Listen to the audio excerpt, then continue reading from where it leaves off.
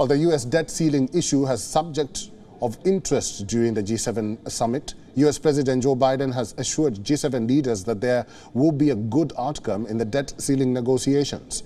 This is according to a statement by National Security Advisor Jake Sullivan.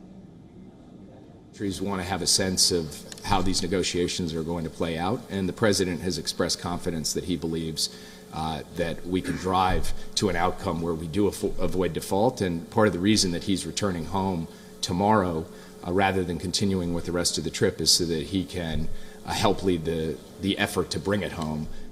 A second meeting between the White House and Republican negotiators took place on Friday.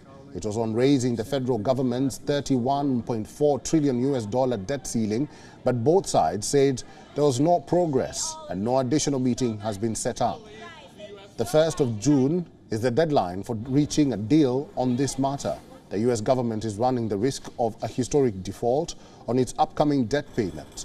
White House spokesperson Karine Jean-Pierre said negotiators would continue to work towards a solution to avoid default.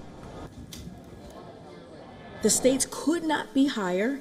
A default would plunge our economy into recession.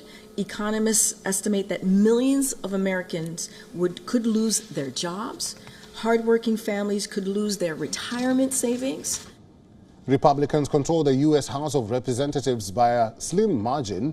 They have been insisting Democrats agreed to spending cuts in exchange for a deal to raise the debt limit. It cannot be held hostage. Look, the president is confident that there's a path forward.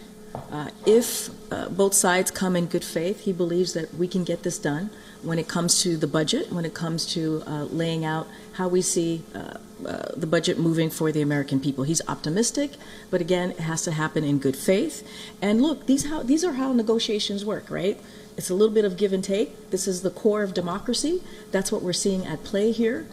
WION is now available in your country. Download the app now and get all the news on the move.